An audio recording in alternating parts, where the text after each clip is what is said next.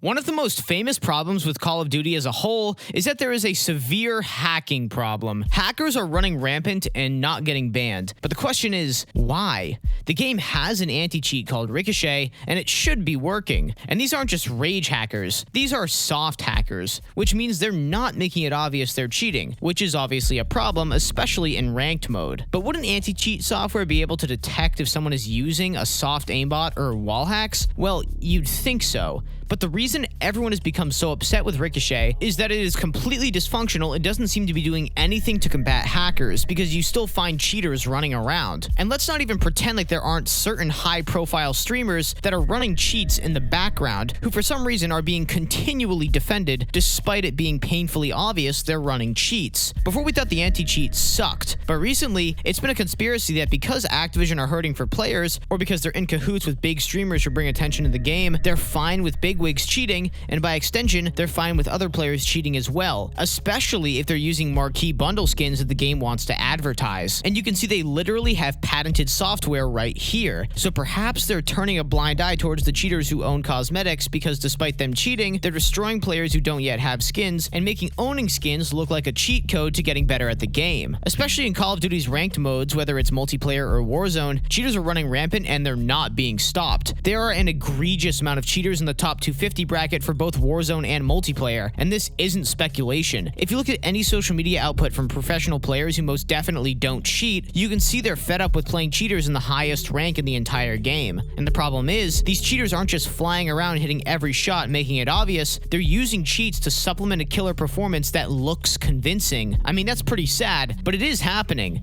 and it's happening way more than it should, and way more than in any other mainstream first-person shooter. But seeing as it seemed like Activision didn't even care about high-profile streamers obviously using cheats, it made sense as to why they were ignoring cheaters in the top 250 and iridescent levels. However, we just got the most shocking news we've ever received about the anti-cheat, and it has blown the case wide open. Credit to Blame Truth for originally exposing this information. There is a job opening at Activision for a senior director of game security that describes this person, once they're hired, leading a team of developers and reverse engineers to combat the cheating and cybersecurity problems that Call of Duty faces. The only problem is, there is no evidence that this position existed before. There's never been a lead senior position for a game security at Call of Duty, ever. And a guy who found this information is called Sub1KD. I'll link him down below. Aside from this position never existing, we must also come to terms with the fact that with Ricochet anti-cheat being based on machine learning or AI, it is entirely automated and learning more every day, and should be getting better every day by extension. The problem is, there doesn't seem to be that much human help behind it, and it doesn't seem to be out-competing the cheat market. With the lackluster performance of Ricochet, and without a lead position, this leads us to only one deduction: that the anti-cheat never had its own department. With how dysfunctional and ineffective it really is, it leads us to believe that Activision was delegating anti-cheat responsibilities to multiple teams in order to divvy up the work, rather than dedicating an entire team to that endeavor. There are a couple reasons why this makes perfect sense, and why it is likely true. First of all, the anti-cheat is mostly AI-driven and has been for a while, at least since 2022. And why is it AI-driven? Well, as we've seen, it's certainly not because it's more effective.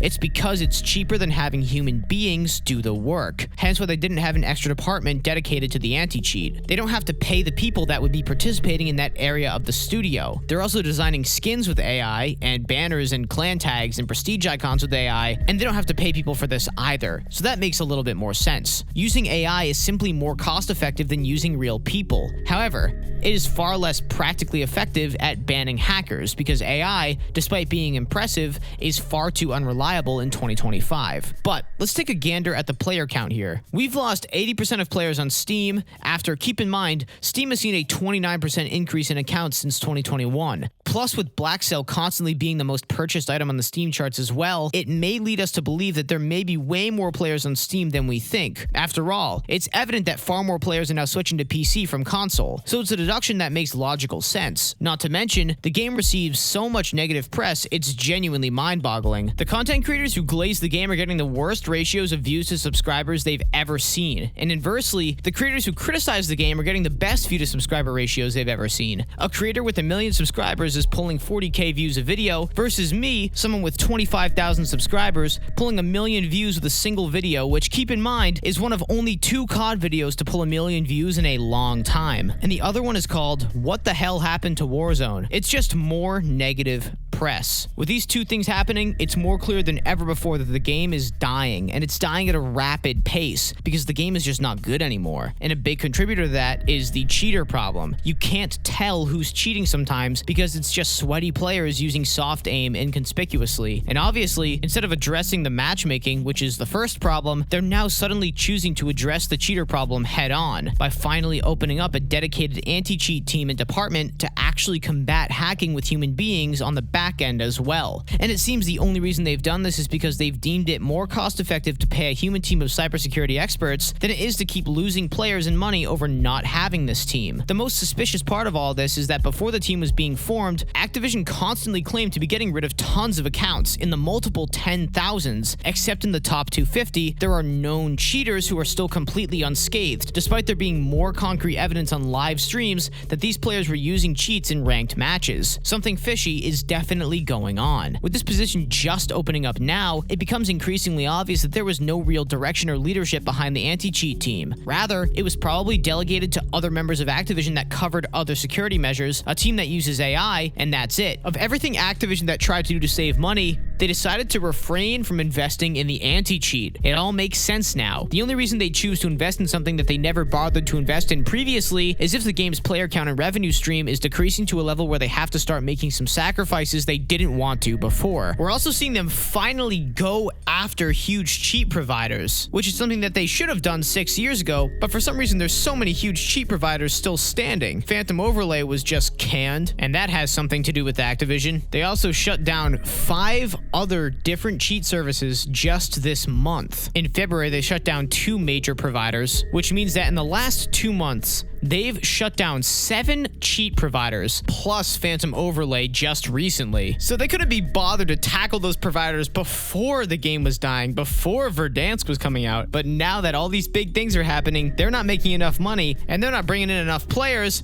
all of a sudden, guess we get shut down in massive amounts. Cheat providers. And a job for somebody who heads the anti-cheat team happens to just open up. So the anti-cheat was essentially put on the back burner while everything else was running until it became a problem. And instead of going after the matchmaking, which is the most obvious problem, they instead go after the anti-cheat, which is still great, but that's not the main issue. I mean, the game's just awful, but better matchmaking could make it a little more tolerable. Add the return of Verdansk on top of this, and you can see they're actually starting to panic now. Our negative coverage of the matchmaking, of the anti-cheat, of how they handle the game, is finally starting to pay off and create change. With a team of actual human beings, I can see the anti-cheat getting a lot better and instantly seeing better results. But let's not call it until it happens. But yeah, the anti-cheat team as well as the anti-cheat was essentially non-existent for God knows how long. I'm Prime Pete. Stay safe out there. Play actually good games, please, and take it easy.